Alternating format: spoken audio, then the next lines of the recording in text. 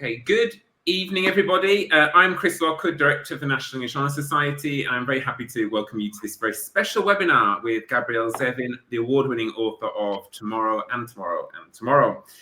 Just a quick note before we start, the chat will be open for your comments and your reactions, but Gabrielle and Tara will only be working with the questions that were submitted during the registration process. So bear that in mind. Big thank you to Naaman Kent and Katie Murd for all their work behind the scenes to make this event happen. And now I'm thrilled to introduce tonight's interviewer, Tara Ann Carter. Tara is the Director of Educational Technology and the moderator of the People of the Good Book NEHS chapter at Milken Community School in Los Angeles, California. Originally from Philadelphia, Tara received her BA in English from Millersville University and an MA in Non-Traditional Literature from Villanova.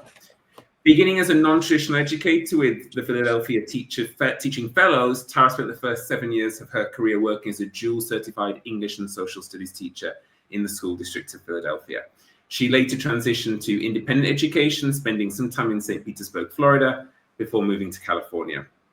In addition to teaching AP Language and Composition, Tara is also transitioning to the new role of Director of Educational Technology at Milken this year, in which she will lead the school's vision of ethical and appropriate technology use to support learning. Beyond professional development and international exploration, Tara enjoys reading memoirs, long distance running, and experiencing contemporary art throughout the city of Los Angeles. Tara, thank you for everything you do for NEHS. We really, really do appreciate it. And over to you. Thank you, Chris, and welcome, Gabrielle. I'm here today to introduce Gabrielle Zevin, whose most recent novel, Tomorrow and Tomorrow and Tomorrow, spent over a year on the New York Times bestseller list. She was chosen as a best book of the year by over 25 publications, including The Atlantic, The Washington Post, and Entertainment Weekly. In 2024, Tomorrow was named the New York Times list of the 100 best books of the 21st century. She is an author of several critically acclaimed and best-selling novels, including The Storied Life of A.J. Fikry, Young Jane Young, The Hole We're In, and Elsewhere. Her books have been translated into over 40 languages, and Gabrielle lives here in Los Angeles as well. Welcome. Nice to see you today. Thanks for having me. I was telling everyone backstage that I was in a chapter of the National English Honor Society when I was in high school, but it didn't do as many things as National English Honor Society seems to do today. We mainly just received special pins, and also we elected officers, and that was about it. We think that that's so fun to have an alum return to us, having Yes. brought literary excellence into the community, which is exactly what our goals are. So it's even doubly exciting to have you here in that regard. So as Chris mentioned in the intro, we've had students from across the globe in our partner schools submit questions. They've read the book, they've thought about the book. Many of them have had book clubs and discussions. I myself, as I mentioned to you, I read it the second time around over the weekend. I'm a huge fan. It's a book that I recommend to students and to parents because while it's a story I think often described as a story about video games, it's also an LA story. It's also a romance. It's also a story about relationships and friendships that you really can find something for everyone in the text. To start us off, we have a question from Texas, actually, from Edmondson, Texas. From a young lady. Oh, excuse me. We have a young lady from Texas named Sophia Edmondson who would like to know, what made you decide to become an author? I don't know if anyone decides to become an author in that sense. I don't remember sitting down and just, stamping the paper, I shall be an author. And I don't think anybody necessarily thinks that author is going to be a career place where you land. But there's nothing else that I ever did but write. And so I remember that the first thing I ever wrote was on when I was actually a very tiny, like maybe less than 2. My grandmother had an IBM Selectric typewriter, and I just liked typing even before I knew really what words were. I mean, I could say words, but I mean, I couldn't actually type a book or anything. And so I always joke that, eventually if you keep typing enough, maybe you'll hit a novel. But, my first job in when I was still in high school, my freshman year, I was hired to write music reviews for a local newspaper. I had written an angry letter about a concert and ended up getting hired as their like teen music critic for this newspaper. And the section was called Teen Time with an exclamation point at the end. I feel like the exclamation point is very key to this story. Yes. But so that was the first job I ever had. I was paid $25 an article, and I got free concert tickets and like free music, which wasn't such a big deal now, which isn't such a big deal now, but was a big deal Hmm. then. And I guess I had just always been writing, and I've never really held, I only briefly have I ever held any other jobs that didn't significantly involve writing. When I graduated from college, I thought I would become a screenwriter. And, I have done screenwriting, but and I thought later, after I kind of had become like a famous and rich screenwriter, I would then write a novel. But I had this idea when I was around 25 or 24 that just wouldn't like turn itself into a screenplay. And I thought, this is a novel. And so I just sat down to write a novel. And I guess that's how I became an author. Wow. I think that a bit of advice that you kind of you make the form, you type, you write until it Yeah, becomes right. something, The until it practice, manifests into, actually, yeah, the kind of that's practice key. and the craft of it. Like, it's still the same in a way. I have to, when I have gone a period of time when I've been promoting a book a lot or not doing writing, I have to get back into just what it is to sit down in front of a computer, like sit down. And, some of my earlier novels were for young people. And I remember thinking when I would speak to them that, and this is like many years ago, that essentially, they would ask me a similar question, but the question would be phrased more like, how do I become a writer? Mhm. And I would think that person and me have exactly the same set of tools at our disposal, which to say you have like your imagination, you have your computer, and in a sense, or whatever writing implement you're choosing to use. And in a sense, that was quite daunting to me in a way. The fact that every single writer, even me when I'm starting out on this novel, my next novel, which will be my 11th novel, starts out with kind of the same thing, that it's not fundamentally different than being a 2-year-old in front of your grandmother's typewriter. That's a great analogy. Thank you for that. I suppose as a kid, I loved to fill out forms, which Yes, is why same. and that's why I I can became a still get a teacher. small thrill from filling out Yes. like the right, like some forms are too much, but like the Yeah. right form there's a pleasure to completing, I think, these kinds of tasks. Yeah, yeah. So let the find the thing that you love, filling out a form, playing with the typewriter, and see where it takes you. Well, I Maybe think that you in a way, every little bit of writing, I'm amazed sometimes. So, like when I'm reading, say, a Yelp review for, I don't know, like a veterinarian or something, in a way, every single time somebody leaves a Yelp review, even, they're telling me like the story of themselves. Every little bit of writing is, in a sense, memoir, and they Mm, all have point of mhm. view. And so it's really interesting that kind of even the things you would write on a form like really are revelatory of character in this sense. Wow, yeah, But that's neither here nor absolutely. there. Oh, I think it's all relevant, right? Like, it's all about process and Mhm. stories, which is what we're here to talk about. Um, Moving on, we have more questions. This one comes from both Bailey Garrison in Illinois as well as Ferran Diaz in Mexico. They had a similar question. Um, they wanted to know, actually, you've actually answered this question. I'm gonna not ask this one. They wanted Okay. to know if you were a writer in high school, and you told us teen time with an exclamation point. Well, I can give like But different maybe some answers to the other same things? question. Yeah, Sure. so it's funny, like I have done, well as a writer in my career, but I can remember that I was never the person who won like the short story contest or anything, and in a Mhm. sense, I don't know, what I mean to say is I never felt like the chosen person to be a writer when I was in high school, certainly not a writer of fiction or anything like that.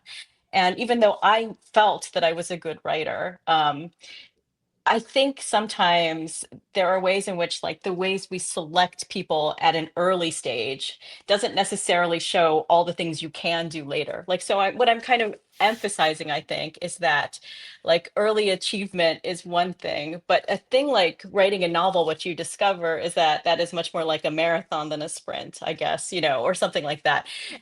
I think I just want to point out that there were lots of short story contest winners in my high school, of which I was never one of them.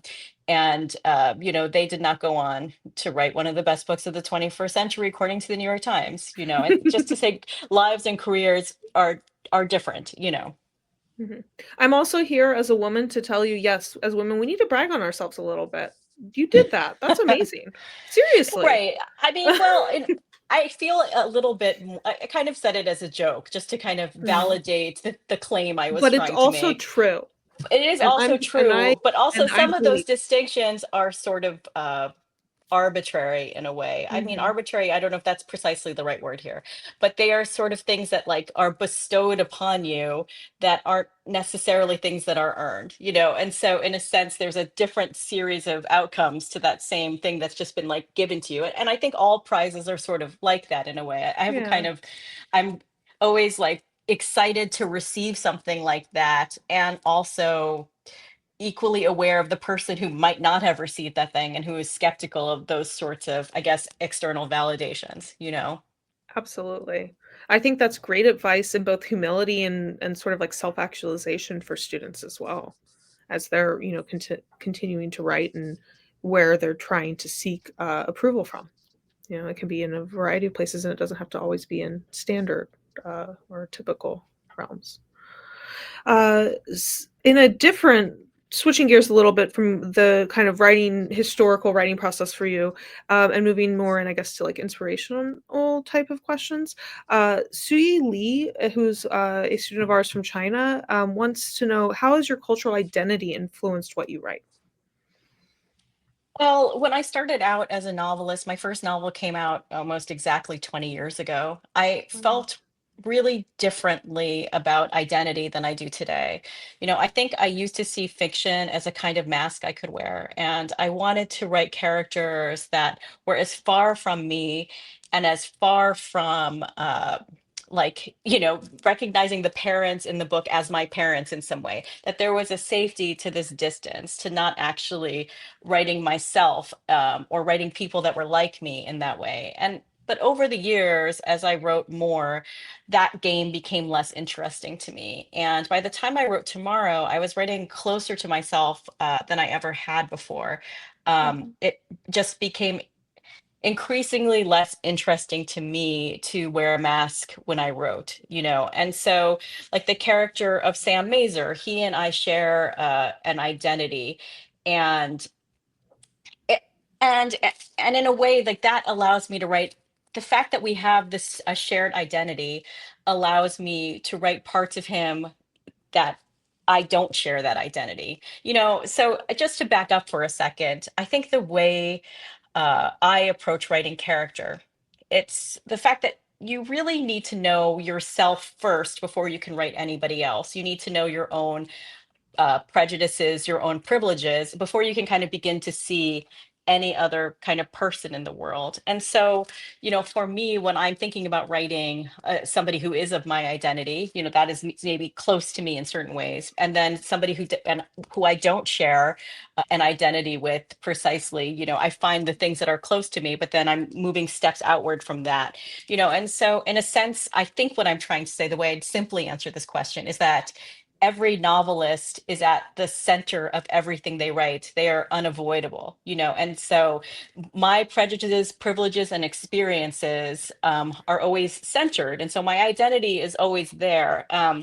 Just one other small anecdote about identity. I can remember the first time I ever went to Koreatown in Los Angeles, which wasn't until I was in my 30s. It's an experience I describe in Tomorrow and Tomorrow and Tomorrow, but it happens to Sam when he's much, much younger. So the town I was raised in was a town that was, I think, maybe 66% Jewish, and there were very few Asian people there.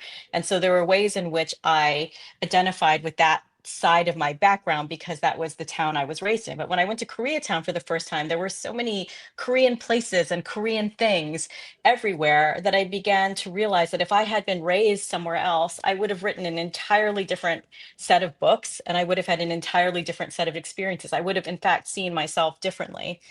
So I guess to make it concise, identity is at the center of, I think, everything everyone writes all the time. That's fascinating. So something that popped into my head here at the end as you're saying this is I wonder, for you specifically, is there been a time where you've attempted to perhaps erase or suppress a part of your identity that you found coming back into a novel as you were writing, even though you didn't want that to appear in there? I don't think Like in a so. I different mean, form or I'm something? not sure if I fully understand the question, but I don't, but if I am understanding it correctly, I don't think so. Mhm. In a way, again, when you're first starting out, there is a safety to saying this thing is a creation that is not me. And so I wasn't trying to like necessarily early on suppress that side of myself. But one, I didn't find myself interesting in that way. I Okay. had not Mhm. made, I think, peace with aspects of my identity. And it's something I think about a lot. Um, depending on the era in which you were raised, and I was born in 1977. uh, I think discussion of identity, there was a lot less of it when I was a teenager and when I was in, even into my 20s. It wasn't really something, I don't think I ever called myself a Korean American, but I went through my whole life with people asking me, like, what are you? Where are you from? And these kinds of things, without really fully understanding that, what I am is a Korean American, and so I think my sense of identity has shifted, not just internally to myself, but with time itself. And in a way, this is something so much that I think Tomorrow and Tomorrow and Tomorrow is about. The book takes place over about 30 years. And I think what we see is the way that certain things, like, for example, the appropriation discussion in Ichigo, that, Mhm. Sam and Sadie don't think about appropriation because it's 1995 when they're making this game. But when they look back on it, in like 2010, it's certainly something that occurs to them. And so I wanted to talk about that, not so much whether these things are right or wrong, but how our kind of mores shift. And so similarly, my sense of identity has certainly shifted with time. I think we think, my mother used to say that people never change. And I think the truth of that is that people change all the time, but we don't always allow ourselves to see those changes. And I certainly have changed. An interesting thing about being a novelist who's published 10 novels over about 20 years is that a novel fixes certain ideas in a place and a time. And I think some people in their lives can say, I never felt that way. I never thought that thing. But when I go to look back at my novels, which I've had to do when they've kind of re-released them and stuff, I'm like, oh, I can see that I thought differently then and that I have shifted in ways that wouldn't necessarily be obvious to just somebody around me. I can't deny that I ever felt and thought such things because there they are published. It's a continual record reminding you of it. Well, that's what's good about Yeah. publishing in paper overall for all things. They kind of establish truth. We call it fixity, the idea Mhm. that such and such a thing was said at such and such a time in such and such a place. And I think fixity is really important. It's something that publishing and print has over the sort of immediacy of, social media or the internet. And that's a great thing for our students to consider as they're thinking of venues of how they want to publish as well, I think. Yes. This is a question that I think kind of ties into this. So it doesn't seem that cultural identity is necessarily the inspiration point, while it is definitely enfolded in novels that you're writing. Hmm. But we have students Lulu Okoli from Texas, Sana Mattia from New Jersey, and Faith Tucker from Florida all ask, what inspired you to write Tomorrow and Tomorrow and Tomorrow specifically?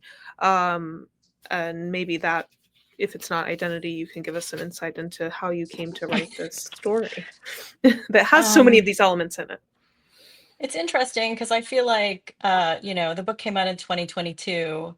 I traveled, like, I don't know, to over 100 cities around the world and in the US to promote it. And so I've answered variations on this question many, many times.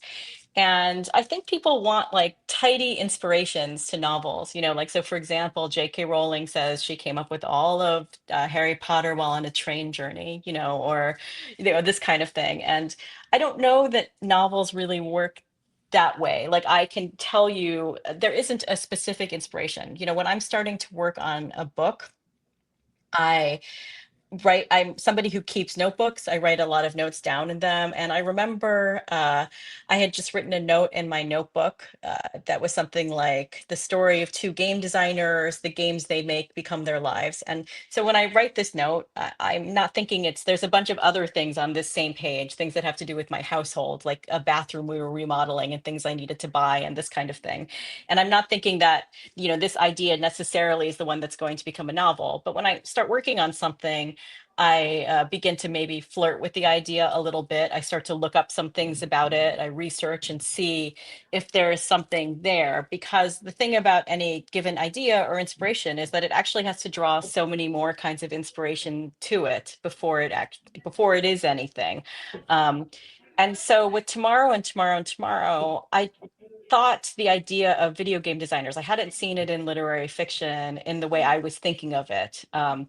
I knew that I had a father who was a computer programmer, and so from an early age, I knew that that basically learning to program was just learning a language. In the same way one learns French, one can learn Basic or this kind of thing. And so I didn't really see computers as a very strange or foreign thing in my life, because they were always part of my life and part of the way understood language. And so, you know, I think when I started to look at Tomorrow and Tomorrow and Tomorrow, I didn't know I really had a novel until I realized that the entire history of video games was contained within my lifetime.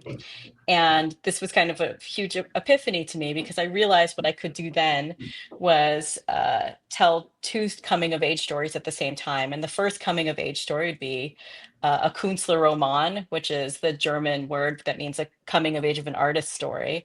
And the second would be the coming of age of this entire industry, which was video games. And so I guess that was when I knew that all the pain of like researching and all the pain of like figuring out how to tell the story was going to be worth it. But it's well after sort of the moment where one just writes a note in the notebook. Yeah. I'm curious, from that sort of anecdote you've shared, and thank you for sharing it. When you begin writing, do you find your process focuses in handwriting first? At what point do you get a computer involved and start drafting via typing?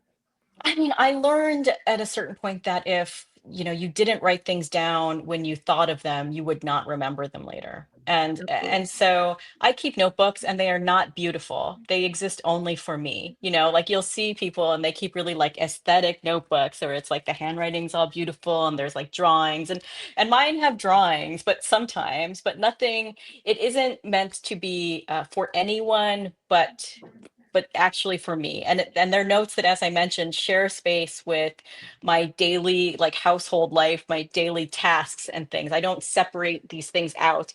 And when when I finally like start to research, that's when it starts to go into my computer. And I will go back and forth. I don't really, there have been times when I have written uh, in longhand, but not for many, many years. But I do have a thing when I'm done like typing for the day. Sometimes it's weird, like your mind isn't quite turned off yet. And so I'll sit back down in front of my notebook, and I find that there are a lot of ideas that just seem to come out at that point. But those ideas have no burden to be beautiful or worked out. They're just things that I can write down really, really fast. And so I feel like um, you know, part of the process for me of writing any given novel is figuring out what the particular process of writing that novel is going to be. I don't know. The main thing I will say is that over the years, I've become much more fluid, and I don't think there's one way to do these things. But the most important things are really making sure that you know that your brain is not like reliable. It will not remember things, even extremely brilliant things, unless you write them down. And also, and we were talking about this before, really the dailiness, the of craft, the fact that until you Mhm. kind of approach an idea with intention, i.e., researching it and figuring things out about it and thinking, what is it I'm trying to say and who will be the people in this thing? Until I'm kind of approaching it with intention in a daily way, I'm uh, I'm not really working on a book yet. I'm just kind of playing. I see. Fascinating. I think I've done a couple of these now over the years, and every author has a different uh, description of how they go about the process, Well, which I speaks think the to thing the is, people variety. are in love with that. Yeah. I always think you shouldn't listen to anybody who's only written one novel about process. They're kind of like, Mhm. there's a thing about first year lawyers and how like nobody knows as much about the law. And if you'd asked Mhm. me after one novel how to write a book, I could have like a story about exactly how I wrote that book, but that certainly wouldn't tell you how to write, many books. It would have been applicable. It's anecdotal actually at that point. And I do find that there is a sort of love of process, that almost a fetishization of process of writing, that to me is, it's really, the question is, how do I do this myself? How do I get this done? But I don't think any of us are giving really advice that will actually get you to a novel, to to tell you the truth. It can't be applied like whole cloth in that way. I remember I did an event very early in my career, and there was a woman there who had written a novel, and she said, like, she turned on, she lit candles, and she had a chaise longue that she like laid out in, and she played classical music for herself, and it kind of sounded like she was like seducing someone, and in a sense she was. It was herself, Herself.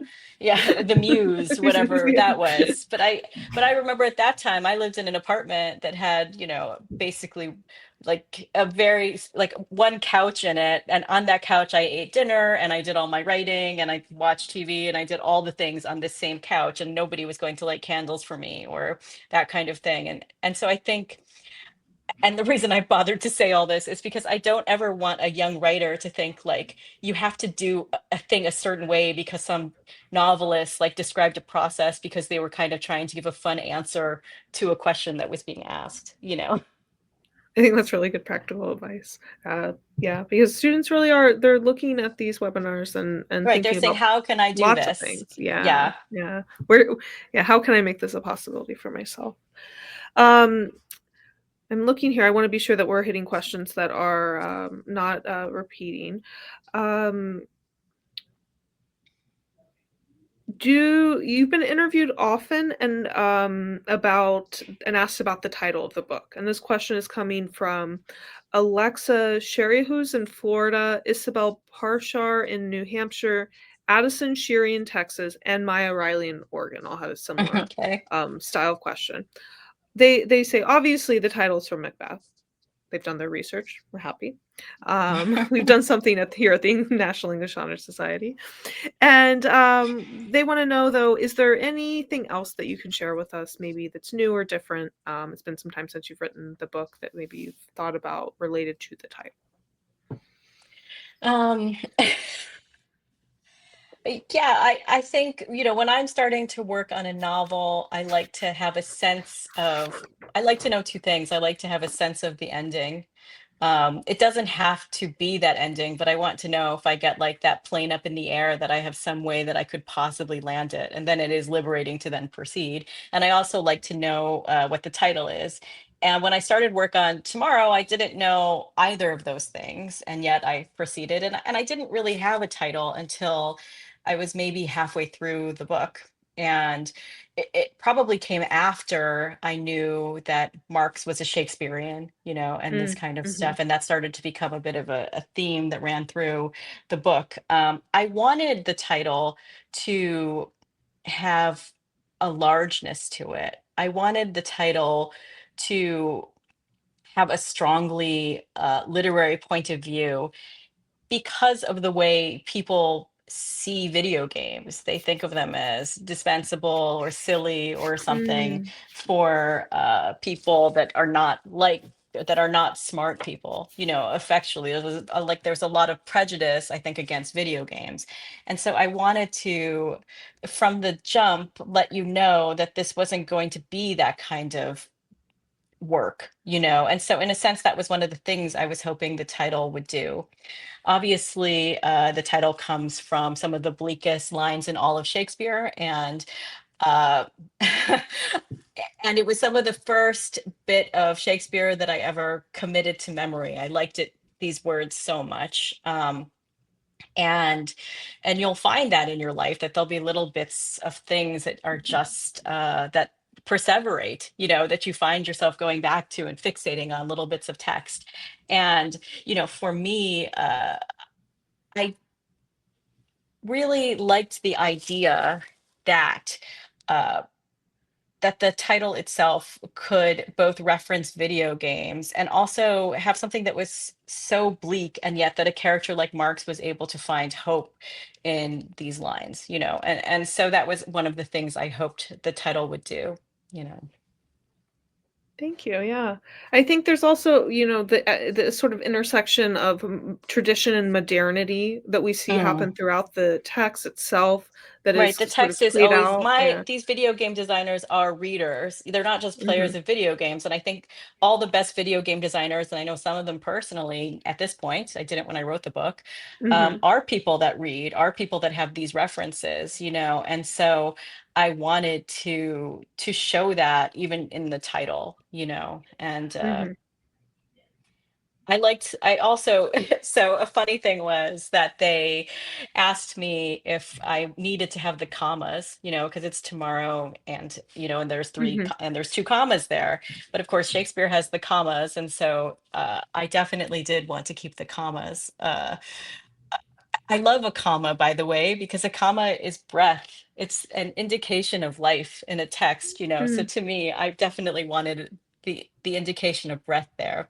It's also been interesting because every time the book has been translated, and I think it's like 45 languages now or something, usually what they do is they translate it to the consecrated Shakespeare in their particular country. And so the way, again, tomorrow and tomorrow and tomorrow appears not as a literal translation, but the way it is appeared when their consecrated Shakespeare version of that appears. So Mhm. sometimes it'll Mhm. be not all three tomorrows or just two of them. And so it's been interesting to see the title as it gets translated. That's a fascinating, like, global study in title translation separately that Yes. I find really interesting. Have you experienced that with other novels? Have you Well, had it's not your been other as novels easy to, translated? because they're not going to, none of my other well, yes, a lot of my novels have been translated into many Mhm. languages, but they haven't had, say, none of them have had a particular reference in that way where they would Gotcha. translate not from the words, but from the The reference. original text. Oh, that's Yeah, the original fascinating. text. Yeah. So, you said your father's a computer programmer? Yes. You yourself do any programming or designing? A little bit, but not. My dad would have loved for me to have gone into the family business, and Mhm. my mother also worked in computers, though she was in marketing at IBM, Mhm. Mhm. and they both, would have loved for me to follow them into that line of work, but of course I had no interest in following them into that line of work. But I'm glad for it because it definitely did change the way I think I related to technology. I think sometimes we get the idea that people are either like tech people, they're either like math people or they're English people.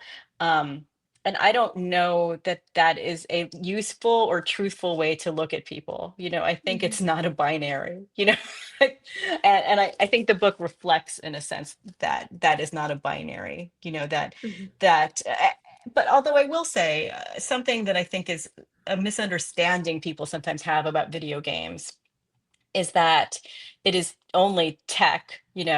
Video games are not tech. They are much more like art, in Mhm. a sense, Mhm. because it's a way of storytelling. It involves like many disciplines that are artistic disciplines, like uh, say figurative depictions of things and that kind of thing. And so I don't think of video games as tech as much as I think of them as art.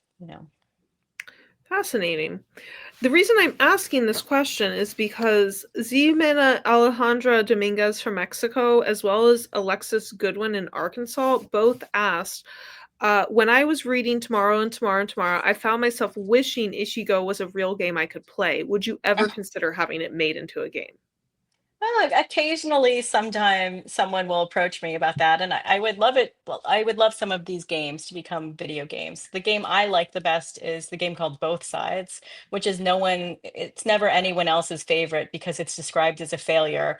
And I always then want to say to people that just because something is a failure doesn't mean it wouldn't be really, really good. It's not as if everything that's like everything that's terrible everything that's wonderful isn't always successful, I guess, is what I would say. But yeah, I would be excited about somebody turning some of these things into video games. As a promotional uh, gambit for the book, my publisher commissioned somebody to make Emily Blaster, which is the game that Oh, Sadie nice. makes at Yeah. it's on my website if anyone ever wants to play it. But, I think it's pretty accurate to the game that Sadie describes in the book. So I think, and that was a pretty cool experience as well. And I think like as uh, you know, we kind of approach maybe making a film version of it. I know that they will develop a lot of video game elements and maybe some video Mhm. games around that as well. Oh, that would be really cool. Personally, maybe this is my own holdover of trauma from the COVID pandemic, but Mapletown felt very much like Animal Crossing, and it's something I want to live in and play all day long. I was thinking about Stardew Valley as much as Animal Yeah, Crossing. You'll okay. notice there's a Yeah, lot of like absolutely. rocks as presents and such. But yeah, I was definitely thinking of those kind of like cozy town games. I saw it definitely as a cross between Animal Crossing, Stardew Valley, which is one of my favorite games because of the fact that, it was only made by one guy, which I think is so Mhm, cool.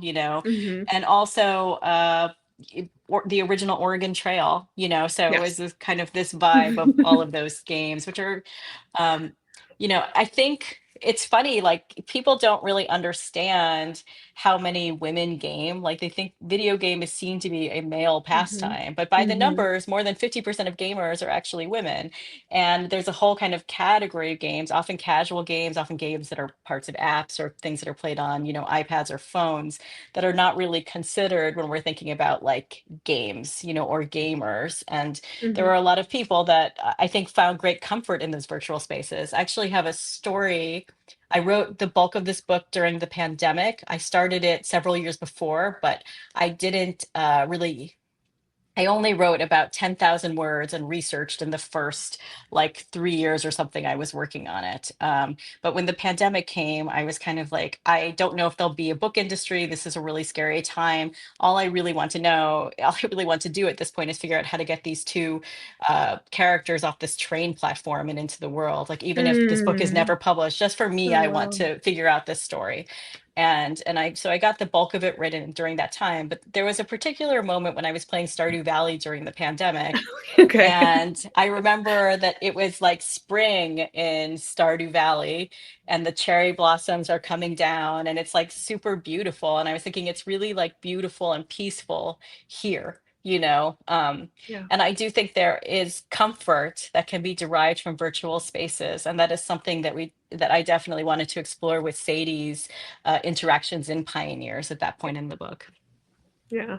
That felt just so prescient 2 years ago, I guess, and it continues to be as we move out of the COVID moment. But I still think it has echoes of that. Um, Well, there's an interesting term. It's called reality privilege.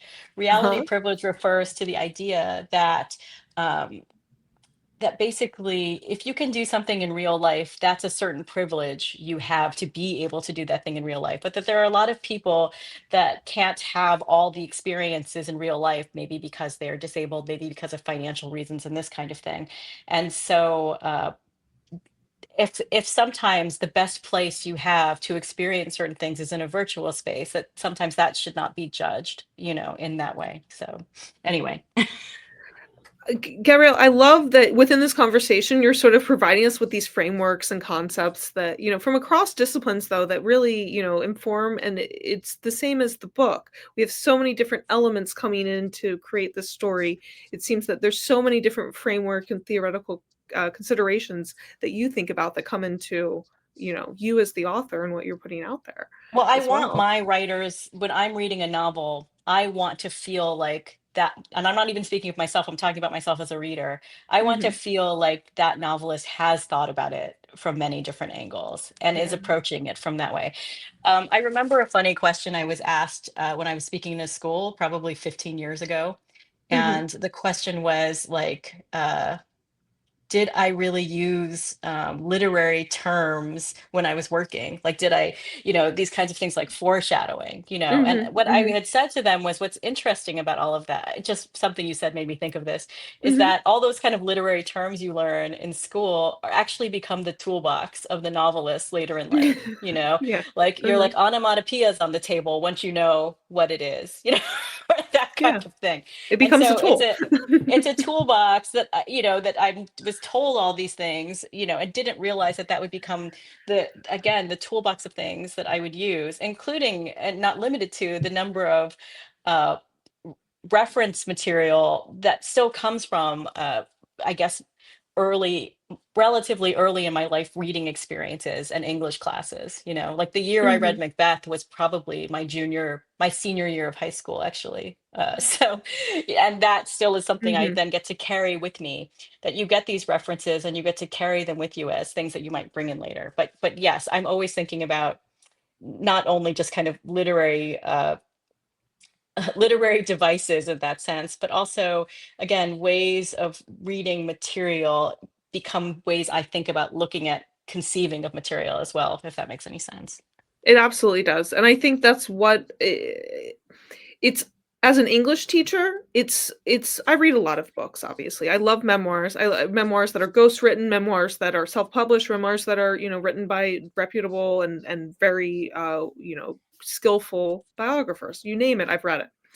Um, and I also though read a good amount of fiction, and I find that the reason I sit in memoir often is because I'm very critical of fiction, and fiction Mm. has to hit all of those boxes for me, and it has to be a craft in order for me to really appreciate and be engaged in a Right, we fictional should story. want all of those things Yeah. in our books. And Mhm. I talk about it a little bit in Tomorrow. Like there's a there is a long period of time before your taste and your abilities align. It's something that Sam and Yes. Sadie observe when they are talking about, coming up with Ichigo. Uh, and for me, that was true. It's not that I think, say, all my books before Tomorrow are bad, but I had an ambition for my books. Um, that I was not always able to get into the books, but I still held this thing in my mind of what the reading experience I most craved was, that again, it drew upon all these disciplines and drew upon those things, but I was not able to necessarily write that book right out of the gate in that sense. And so yes, I feel like we should want these things from our novels. We should want we should demand it, really. And You I took the also read words a out of lot my of mouth. memoirs, by the way, and a Yeah. lot of nonfiction. The memoirs, because I think a great memoir is a gift, because it shows you if somebody's really willing to show you what it is to be a person in this world, in an honest, unconstructed, in a somewhat unconstructed way. I feel like lucky to be there, so kind of Mhm. sometimes when I read a memoir where somebody's being their most insympathetic, I feel like thank you. Thank you You know, for again showing a you're person this way. helping me out because I've always this is giving me a better sort of line to spin about why I love memoir and to think about it. Someone once told me, "Oh, Terry, you love memoir because you love gossip," which is true. That it's a form of gossip. It's an approved Yeah. form, but really, like you're presenting a better, a more intellectual paradigm for it that Well, I I won't really tell do you what like. memoir I recently read, but it's a spicy one, and I can't tell you which one it is, but maybe you'll be able to guess anyway. And Okay. like a lot of people I know have a lot of criticisms of this memoir, but I'm like, to me, what is touching about it is, I think, how much this person is willing to show themselves in an unflattering light, I think it's such an act of bravery. Like memoir is an act of bravery in that sense. It's not something Mhm. I personally have any interest in or would ever do. So I particularly admire someone who writes a great memoir. Mhm. Oh, I'm fascinated. I have a couple I can think of. We'll have to talk about off stage. Yeah. Let us focus on the questions of the students who have other concerns, and we want to be sure that those are heard as well. Though I could ask you my own questions all day long, but I do want to Yes. be aware of the time. So where was I had a good one here a second ago. Let me make sure I find it again. Readers have often found so many layers of symbolism and meaning in Tomorrow. This comes from Cameron Orick in Texas. Were there any interpretations or symbols that readers have presented to you that have surprised you? Hmm. Let me think about that. I feel like not much surprises me anymore. Okay. I don't know. So occasionally someone will say something to me, and that will be something that is not what I intended. So I can't speak of anything specific, but I will say that I feel like the references that someone brings to the text are as valid often as the ones I'm making consciously, And so in a sense, I don't own the way somebody else is going to read the text, but have over the years, it's become easier for me to predict how an audience will read a text because I've been at it a long time, And so I know when I want to slow the pace down. Like I think sometimes we think of books as just being like page turner, let's move as fast as we can. But for example, when you get to the NPC section, I Mhm. want it to feel like all the air has left the room. It's becoming incredibly silent, and I want everyone to go slow. I don't want you to turn the pages fast, And so kind of being able to play with audience reaction and this kind of thing, is something I'm more able to do as I became a more experienced novelist. If I think of a good specific example to this, I will bring it up when I'm answering another Yeah, question. absolutely. Feel free to interrupt yourself. So let's maybe shift a little bit. I'll try to switch them up. We have from New Jersey, Sahana Vaja wants to know, why was it important for you to keep Sam and Sadie characters throughout Tomorrow and not explore a different dynamic between them? I don't know if I understand the question. That Characters. Sam and Sadie are only ever friends and that they don't ever have a romantic relationship. Oh, I see. I see. Um,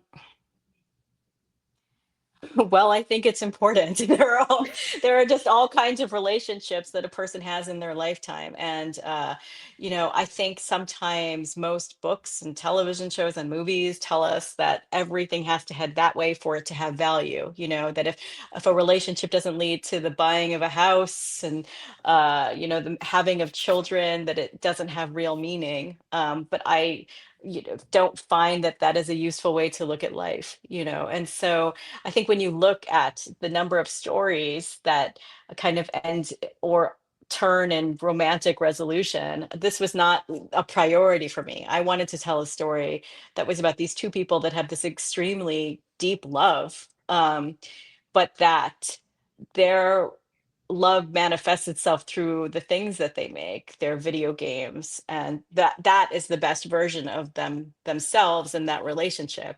It I think I so here's the thing, like if you back up for 1 second, I cannot I'm not ever really again trying to my books aren't polemics, I'm not trying to ever tell you how you're going to feel about something. I don't see fiction as a vehicle for social change anymore. I think the thing that fiction does very well is it shows you a person and asks you to have empathy for that person for some period of time.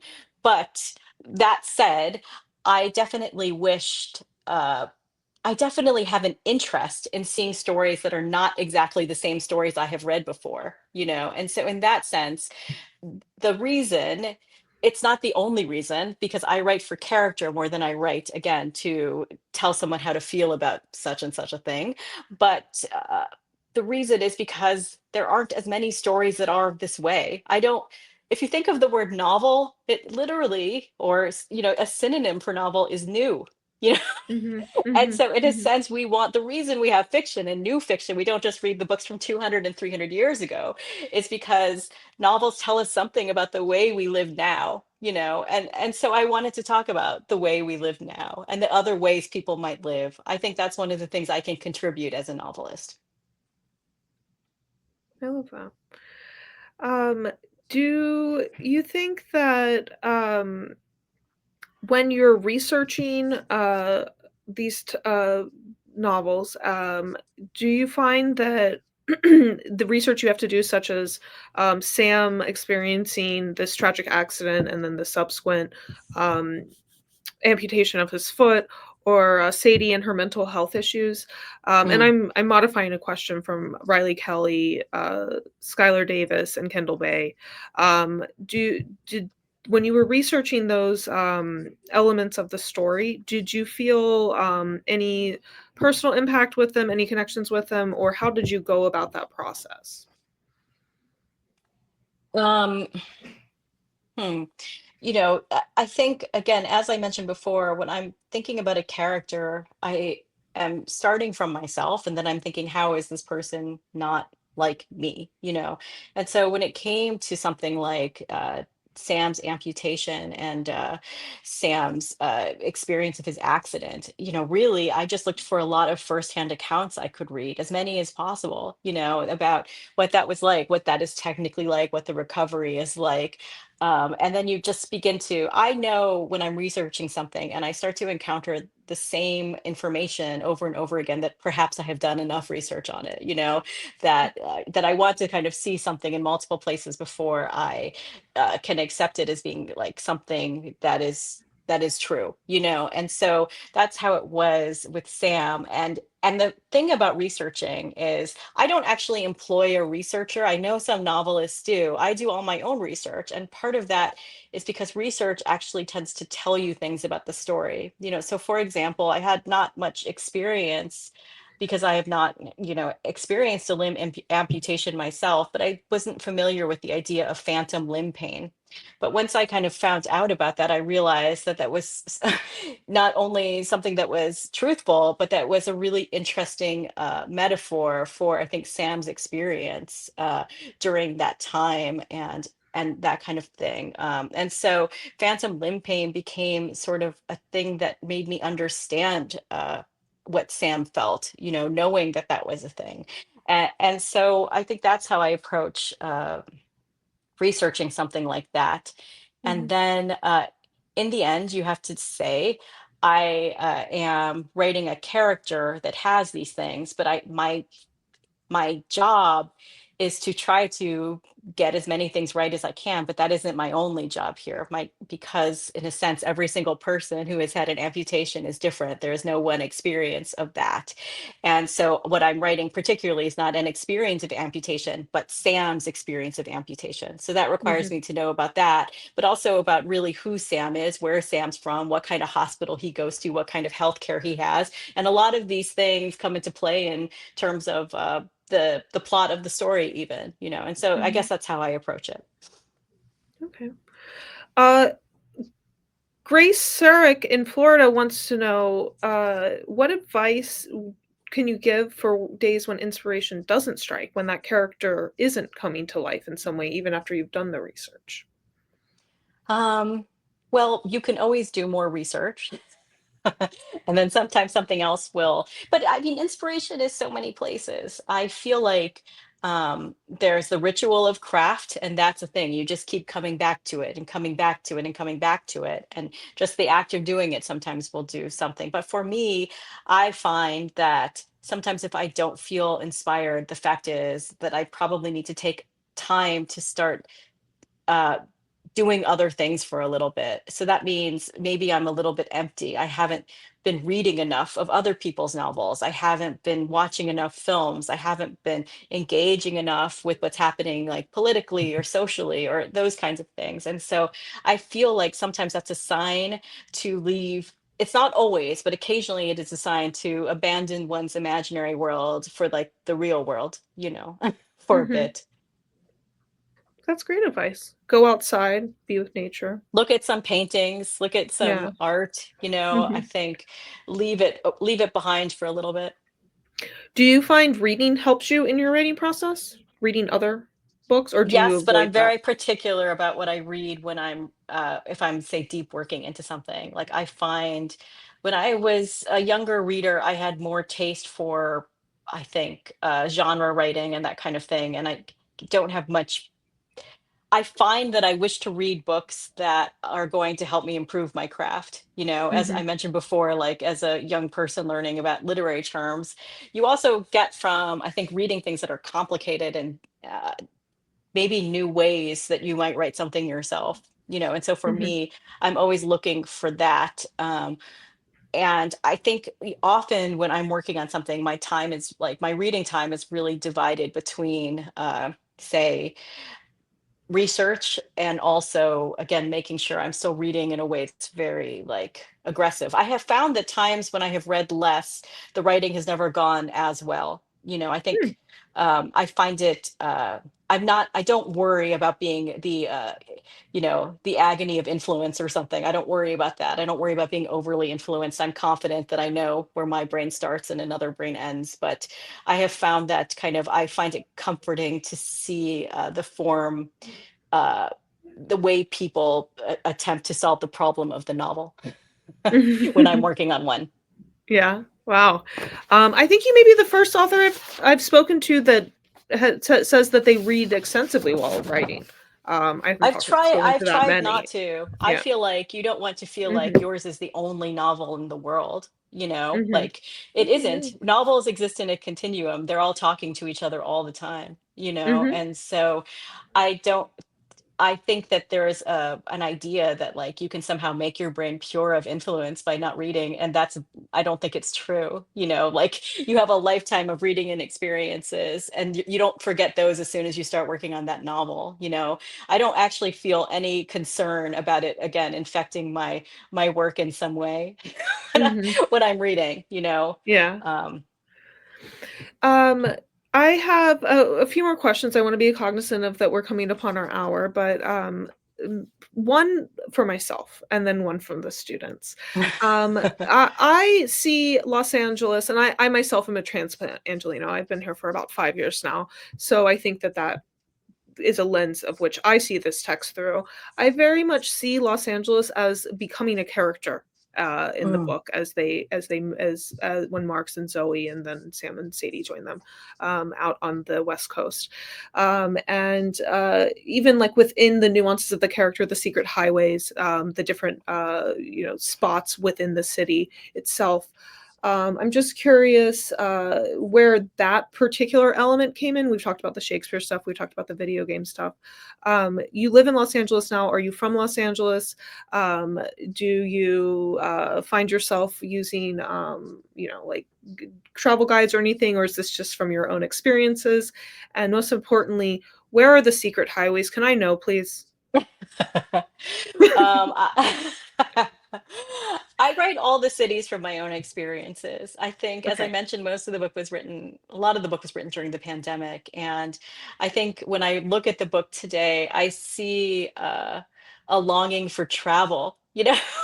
And so I went to college in Cambridge, Massachusetts, and so a lot of the Cambridge stuff. But actually, a funny thing about writing cities from your own memory is they say that when you go look at books that were written before Google, that like they'll be like why Google Maps, there'll be like wild inconsistencies and kind of like the descriptions of cities. But now you can go kind of look something up and know pretty like sure with like a lot of authority that you were right that say that coffee shop is on that street and that kind of thing. Hmm. And Hmm. I did find that when, and I had written the whole Cambridge section from my memory, and I had a description of something. It was that Sadie could see from her porch this Necco wafer factory tower, and Mhm. that apartment was my apartment. And so I was like, I know I can see that. But then when I went and looked it up on a map, there was no way that that was ever possible. And so I was thinking that, like, just, memory and facts, really, if you had asked me, is that true, I would have said it's 100% true. And so in a sense, cities, I think, are always slightly invented, even if they're ones that you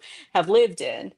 Mhm. And in the Mhm. case of the secret highways in Los Angeles, I'm not a native Angelino. I've lived here for 13 years. And I think LA is a hard city to get to know. It's actually kind of like 50 cities. Mhm. There are all Mhm. these kind of like little cities within it, and I wanted to depict some of that.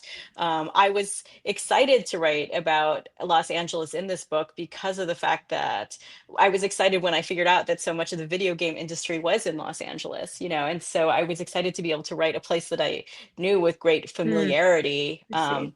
It gave me kind of a way that attached me to these characters and like kind of what their worlds looked like. And so this was another way I knew that I had a book, because I knew that this part of the book would be here. Um, but with the secret highways, when I first moved to Los Angeles, I lived here one other time, but only for about a year, and that was to make a film. And then several years later, I moved back to Los Angeles, and I've lived here for 13 years. But when I moved back the second time, I was taking like a ride share somewhere, and this guy like just said, "Did I know about the secret highways?" Mhm. And like, and of course, I did not know about the secret highways. And he described, much as the book, that there were certain secret places that the studio heads had built, that connected one part of town to the other, and that you just had to find them, and that if you knew these secret ways, you get around LA really, really fast. But I never have seen reference to this in any book or anything like that. And then it was maybe like only a month after that first incident that I was at like a party, and a man told me the same story. And again, it's been many years since that time, and no one else has ever told me any story, has ever verified that there actually are secret highways in Los Angeles. But I liked the idea of the idea that somebody like Sam and Sadie, who are from different parts of town, could be connected in these ways that were not apparent, that were not even real. Yeah. And I Mhm. liked the kind of hopefulness of Sam always looking for them, kind of like, I don't know, uh, Gatsby's green light, Oh, wow. that kind of Yeah. thing. Uh-huh. That he was always searching for these secret highways long after his mother has passed, his relationships have changed, and this kind of thing. And so I Yeah. think I like this sort of thing in a novel, not just in when it's in mine, a sort of like magic realist adjacent sort of element, Mhm. Mhm. that in what is basically a realist novel. So I think it's the perfect place for it because Los Angeles is also sort of a magically real city itself in a lot of ways. There's a lot of yeah. spooky things that happen here. Yes. Um, it's interesting, the anecdote you share about that people had told you about these highways because I had someone tell me about them as well. And Well, when maybe I that's the was only way you can hear about it's I them, is think if it's an someone oral tells you that history story. Yeah. because I myself, in preparing for this interview, looked it up to see, like, maybe there's a Oh, book that I've was taken published. over that Google Yes, results. okay. Yeah. Yeah, so and no, there's nothing out there, but I remember when I read the book for the first time thinking like, "Oh my god, this is the thing that someone told me about. It has to be Right. real, if someone else knows about it." Yes, there are all Um these, like, I mean, uh, there are a lot of these stories, like in any given region, like that Mhm, they'll like if you find yeah, the right cab driver or something, you'll hear that story. But I think so a lot of Los Angeles, the actual highways themselves, what is true is that the actual highways and the freeways in Los Angeles were built in such a way to be convenient to the studio executives. So the mhm, freeways actually make no sense. They're yeah, connecting places that were just convenient for the head of Warner to get from his house to the studio. to the And so studio, that's yeah. one of the reasons freeways are so terrible in Los Angeles. And so Mhm, that is mhm. kind of a thing that is the truth of it, is that the actual highways are basically secret highways. They're The convenient for original. one. Mhm. Well, for the longest time, I drove from the east side to the west side, to work, and I would drive down Mulholland, and, I would get on Mulholland at Coldwater Canyon and It's cut over scary up through there. well, if you cut up through Lookout Mountain Avenue, like by Wonderland Elementary, and you get up in those, Yes. neighborhoods, I started to notice at the end of last year that occasionally, and it doesn't seem to follow any pattern, on the curve, like where they'll have the numbers sometimes spray painted of a house, Yes. there's an icon of an airplane, and there's like Ugh. 3 of them in that little section of Coldwater What does it Canyon. mean? What does it mean? I know, and then now I've read this book again, and it's come back into my brain, and I thought, I gotta go chase around Gotta these, get to the bottom of the airplanes. airplanes. Yeah, Yeah, I'll that's let you know weird. if I figure it out. Okay, definitely do. I love also, like, the concept, like, within video games of portals and it being a Yes. portal. So it totally fits Right, it in was that actually meant to regard. be a parallel to, like, the Zizzy portal, the idea Yes. that you could just switch between these 2 places magically, Okay. you know? Uh-huh. Last question, and but, 1, 2 can I ask you 1 more, 2 more? Yeah, sure. Um, something you said that made me think of this was, there are parts of, the, novel, that remind me a lot of, oral histories that come out of a lot of Mm. tech companies. Were you looking at and reading anything like that, and did you have any inspiration, I from was. I types I of was looking at tons of business stories, tons of tech stories, tons of company building stories that weren't necessarily tech, and Yeah. also tons of stories of bands, like, you know, because in a sense, I really saw Sam and Sadie like, kind of like the Beatles or like Simon and Garfunkel or like some Yeah. bands that would, or Metallica or some band that had like a really good breakup story, which is like a lot of bands. I wanted to kind of show what that artistic collaboration was like. So those were like my references, tons of music Mhm. stuff, and also again tons of business stuff. Yeah. I think yeah, again, a lot of, for lack of a better word, great American novels are about money. We live in a country that is capitalist, possibly Mhm. late stage capitalist, hard to know. But, and so in a sense, I think it's a weakness of a book when it doesn't address money in a real way. And so I mean money in terms of like the company building that they do and Yeah. how their success is the thing that allows them to make art, but money in terms of like how it exists personally for them in terms of class. So you have Sam and Sadie and Marks, who are really of 3 different socioeconomic classes. And I was curious in the story how your socioeconomic background tends to affect the kind of art you make, and if that art gets made like at all. Wow, yeah.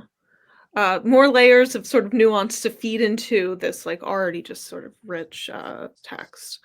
Mhm. All right. We are at the end of our time. We're over our time. I appreciate the extra minutes that you provided for the students and giving them this insight into your craft and process. The last question I think is fitting. Josh Nola from here in California would like to know, what's something about tomorrow that you feel like you don't get to talk about often and wish people would ask you? I feel like I've talked about everything to do with tomorrow and tomorrow and tomorrow. I'm trying to think if there's anything that I want to get asked about that I have not been asked about. I feel like there is nothing. There's nothing left.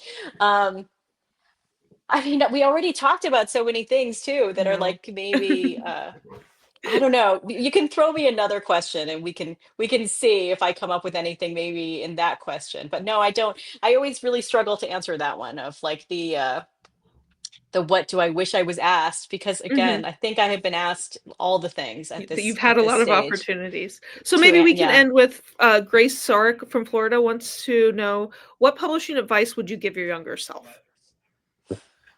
I would give my younger self, I understand wanting publishing advice, but publishing advice is probably the least important part of writing a novel. I think, first of all, because it's a moving target, like the industry is deeply different every year. And it's an extremely different industry from the one that I started publishing in 20 years ago.